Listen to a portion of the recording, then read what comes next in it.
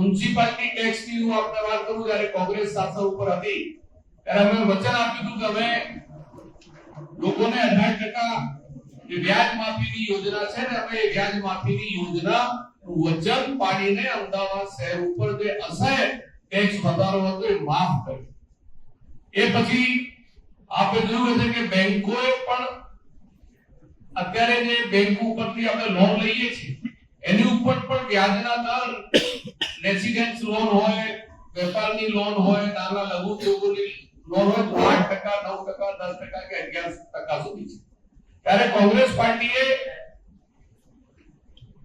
2000 થી 2005 ની વચ્ચે ઠરાવ કરીને રાજ્ય સરકારને મૂક્યો કે અમદાવાદના નાગરિકો ઉપર તમે જે 18% જે વ્યાજ વસૂલો છો, બેંકો ઉપરથી રૂપિયા લીધેલા હોય ત્યારે 7-8% વ્યાજ બેંકો વસૂલતી હોય, ત્યારે તમારે પણ 18% વ્યાજ નાબૂદ કરીને 7% વ્યાજ તમારે રાખવું જોઈએ નિયમ પ્રમાણે. કાયદાનો અમે અમલ કરવા માંગીએ છીએ. એને 20 વર્ષ થયા, આજ દિન સુધી એનો અમલ નથી થયો. લોકો ઉપર અસહ્ય ટેક્સના જુદા જુદા કરના તમે જુઓ તો 20 વર્ષની અંદર અનેક કરો લોકો ઉપર કરનો પણ વધારો થયો છે.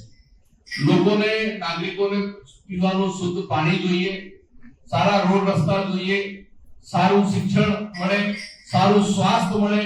જે રીતે માનનીય ઉપનેતાશ્રીએ વાત કરી, પણ સમગ્ર રાજ્યમાં અને સમગ્ર દેશમાં જે બીએસ વાડીલાલ હોસ્પિટલની સ્થાપના ભુજ મહાત્મા ગાંધી ને સરદાર વલ્લભભાઈ પટેલે જ્યારે બ્રિટિશ અને અંગ્રેજો જ્યારે આપણા સ્વતંત્ર સેનાનીઓ પર અત્યાચાર કરતા હતા, એમને સારવાર નથી મળતી, ત્યારે એમના માટે આ હોસ્પિટલની સ્થાપના કરી. એક ઐતિહાસિક હોસ્પિટલ હતી અને આ હોસ્પિટલમાં ગુજરાત અને ગુજરાત બહારથી પણ કોઈને ગંભીર અકસ્માત થયો હોય, કોઈને પણ ગમે તેવી ગંભીર બીમારી હોય, હાર્ટ એટેક આવ્યો હોય કે ગુજરાતના કોઈ પણ અમદાવાદ શહેરનો નાગરિક હોય, સૌથી પહેલા એ વીએસ હોસ્પિટલની અંદર લોકો સારવાર લેવા આવતા હતા. અને અમારી પાસે ગુજરાત અને દેશના અને રાજ્યના સારામાં સારા જેને સુપર સ્પેશિયાલિસ્ટ ડોક્ટર, એ ઓર્થોપેડિક ના હોય, કાર્ડિયોલોજિસ્ટ હોય, ન્યુરોલોજિસ્ટ હોય કે હાર્ટના ડોક્ટર હોય, એ જેમને પદ્મભૂષણથી પણ નવાજવામાં આવ્યા છે, એવા સારા ડોક્ટરો હતા.